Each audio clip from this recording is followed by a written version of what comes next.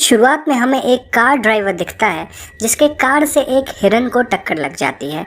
Scene को देखकर ऐसा लग रहा था मानो उस हिरन ने दम तोड़ दिया हो, लेकिन कुछ ही पलों में वो हिरन बहुत ही अजीब तरीके से उठता है और उसकी आंखें बिल्कुल भी नॉर्मल नहीं दिख रही थी। अगले सीन में हम एक इंसान को देखते हैं जो कि किसी बड़े फर्म का एक फंड मैनेजर था।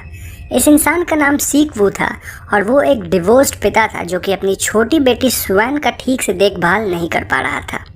अगले दिन स्वैन का बर्थडे था और वो अपने पिता से जिद करती है कि सीक वू उसे उसकी मम्मी से मिलवाए जो कि बुसान में रहती थी। फिर क्या था, दोनों बाप बेटी सियोल स्टेशन से KTX ट्रेन पकड़कर बुसान की तरफ रवाना होते हैं। इस ट्रेन में कई और यात्री भी थे जिनमें एक वर्किंग क्लास हस्बैंड सांग हुआ और उसकी प्रेग्नेंट बेबी सियोंग क्योंग थी। एक हाई स्कूल बास्केटबॉल टीम थी, एक COO Yoon Sook, elderly sisters In Gil, John Gil और एक होमलेस इंसान था जिसे पोस्ट ट्रॉमेटिक स्ट्रेस डिसऑर्डर था। तो जैसे ही ट्रेन खुलने वाली होती है कि तभी एक लड़की उस ट्रेन को बोर्ड करती है जिसके पैर में किसी के काटने का निशान था। देखते ही देखते वो लड़की एक ज़ॉम्बी में तब्दील हो जाती है और वो उस ट्रेन की अटेंडेंट को काट लेती है, जिससे अटेंडेंट भी एक ज़ॉम्बी बन जाती है। इसके बाद ये इन्फेक्शन बहुत ही तेज़ी से ट्रेन में फैलता है और कई लोग इसके चपेट में आ जाते हैं।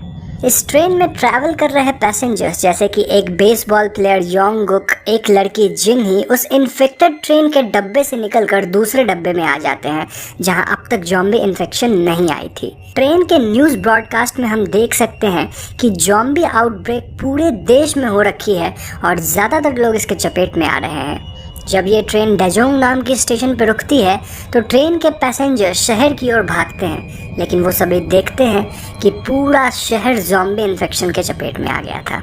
बहरहाल वो सभी ट्रेन में भागकर वापस आते हैं और वापस आने की भगदड़ में लोग इस ट्रेन के अलग अलग डिब्बों में बैठ जाते हैं।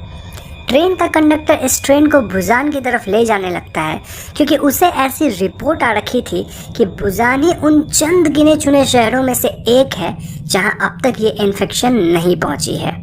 सीक वू, सांग हुआ और योंगुक ट्रेन में रास्ते ढूंढते हुए स्वान, इनगिल और सियोंग से मिलते हैं और ये 6 लोग मिलकर ट्रेन के आगे वाले डब्बे में जाने की कोशिश करते हैं। इस कोशिश के दौरान उन्हें कई ज़ॉम्बीज से बचकर निकलना पड़ता है।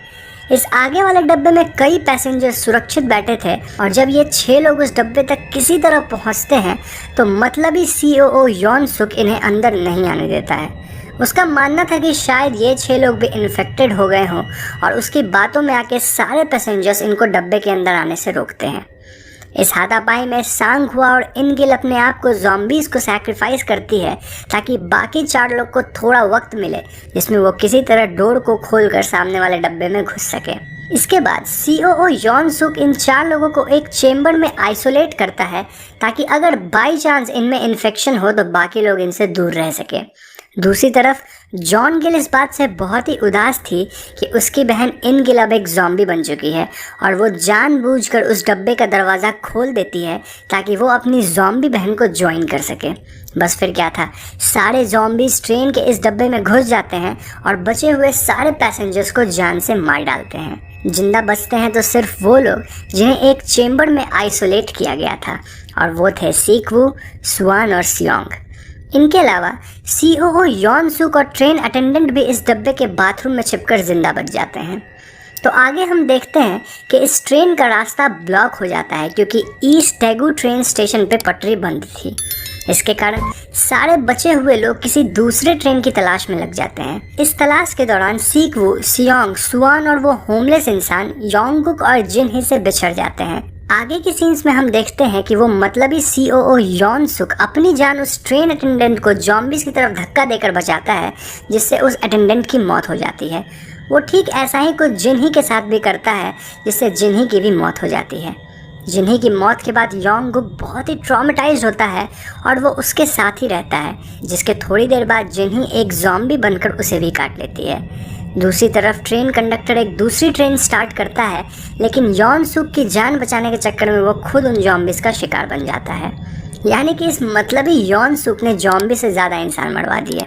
एनीवेज, आगे हम देखते हैं कि वो होमलेस इंसान अपनी जान कुर्बान करता है ताकि वो स्वान, सियोंग और सीक वू को उस ट्रेन पे बिठा सके जिसे उस कंडक्टर ने स्टार्ट किया था। अब हालांकि उस कंडक्टर ने मतलबी सीईओ यॉन सुक को बचाने की कोशिश करी थी, लेकिन फिर भी उसे एक ज़ॉम्बी ने काट लिया था और हम देखते हैं कि वो ड्राइवर वाले केबिन में एक ज़ॉम्बी में तब्दील हो जाता है और ऐसा होते ही वो तुरंत बचे 3 लोगों पे हमला कर देता है। सीक वो इस ज़ॉम्बी यॉन सुक से लड़ता है, लेकिन इस लड़ाई में यॉन सुक उसे काट लेता है। सीक वो समझ गया था कि अब वो भी एक ज़ॉम्बी में तब्दील हो जाएगा, इसलिए वो सियोंग और अपनी बेटी सुआन को इंजन रूम में बिठा देता है और जाने से पहले वो अपनी बेटी से अपने अंतिम शब्द कहता है। इसके बाद हम देखते हैं कि सीक वो भी एक ज़ॉम्बी में तब्दील हो जाता है और वो उस ट्रेन से खुद कूद जाता है। मरते वक्त भी सीक वो उन पलों को याद करता है जब उसने अपनी बेटी को पहली बार अपने हाथों में लिया था। तो ट्रेन फाइनली बुसान पहुंच जाती है और 2 सर्वाइवर सियोंग और सुआन एक साथ वहां उतरते हैं। वो एक ट्रेन टनल से चलते हुए जाते हैं जिसकी दूसरी तरफ कुछ सोल्जर्स थे। ये सोल्जर्स बॉर्डर्स को ज़ॉम्बी से डिफेंड करने के लिए तैनात थे और इन्हें लगता है कि शायद ये दोनों भी कोई ज़ॉम्बी है। सोल्जर्स इन दोनों को शूट ही करने वाले होते हैं कि तभी उन्हें सुआन की गाने की आवाज़ सुनाई देती है, जिससे उन्हें पता लग जाता है कि ये दोनों ज़ॉम्बीज़ नहीं बल्कि रियल ह्यूमन सर्वाइवर्स हैं। सुआन रोते हुए वही गाना गा रही थी जो अपने पिता के लिए मूवी के शुरुआत से ही परफॉर्म करना चाहती थी, लेकिन आज वो अपने पिता के बलिदान और उनके याद में गा रही थी। मूवी यहीं पे ख़त्म हो जाती है।